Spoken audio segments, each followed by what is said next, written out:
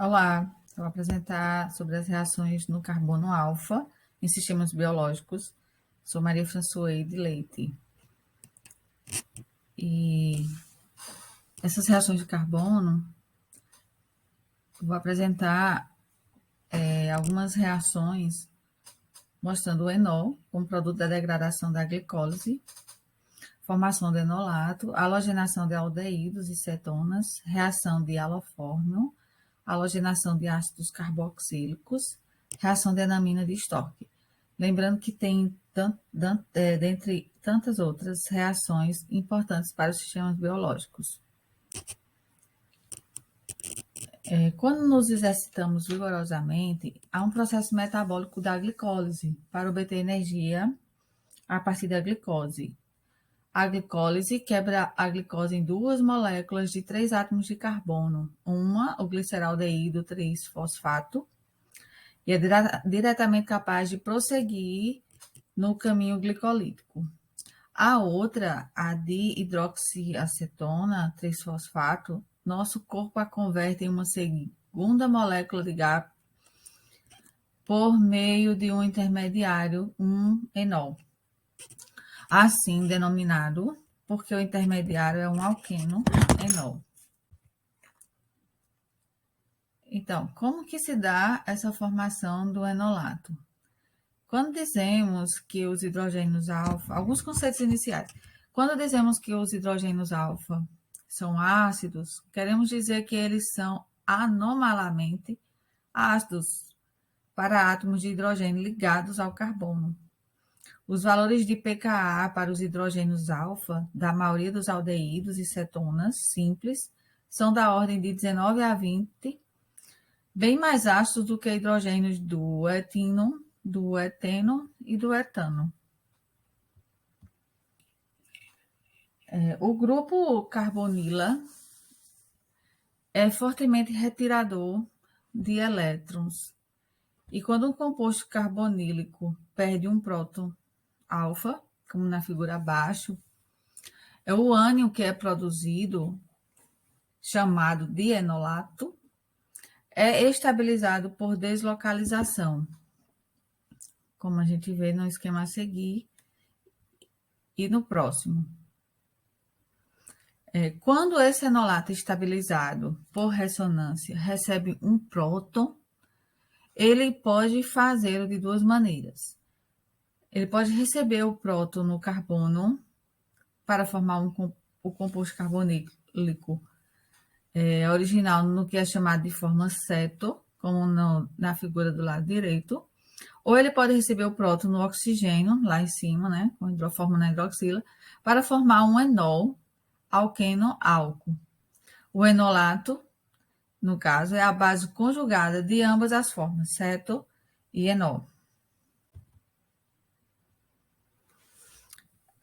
Na reação geral da halogenação de aldeídos e cetonas, os compostos carbonílicos que têm um hidrogênio alfa podem sofrer substituição no carbono alfa na presença de ácido ou de base. Como a gente está vendo, representado aqui o X2, que vai no lugar do hidrogênio, na presença de ácido ou base, vale lembrar. O destaque para a reação de halofórmio é o seguinte: quando metilcetonas reagem com halogênios na presença de base, ocorrem halogenações múltiplas no carbono do grupo metila. As halogenações múltiplas, elas ocorrem porque a introdução do primeiro halogênio, devido à sua eletronegatividade, torna o restante dos hidrogênios alfa no carbono metila mais ácidos. Entretanto, o grupo CX3 do carbono com esses halogênios, ligado à carbonila, pode ser um grupo abandonador, na presença da água e da base. Assim, o hidróxido é a base, né? Ocorre uma reação de substituição na acila, que leva a um sal carboxilato, representado, e a um halogênio, que é o CHX3,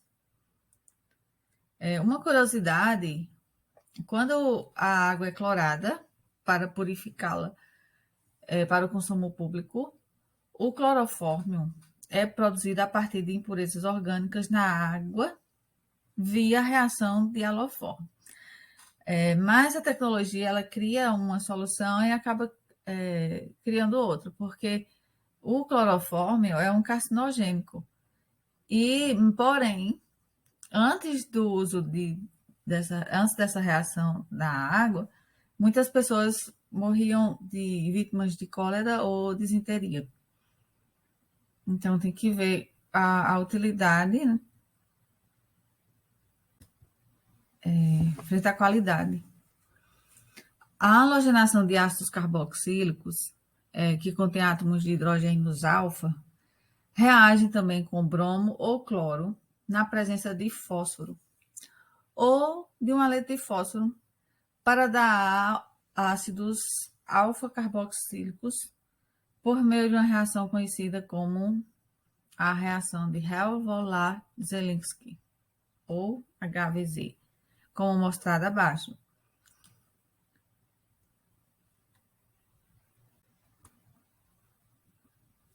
A reação de Enamine-Stork foi inspirada de maneira pela qual a natureza constrói ligações carbono-carbono. Desde a sua descoberta, mais de meio século atrás, a reação de enamina de Stork encontrou incontáveis aplicações. Dentre elas, o produto da jatrofalona A, que apresenta atividade antitumoral.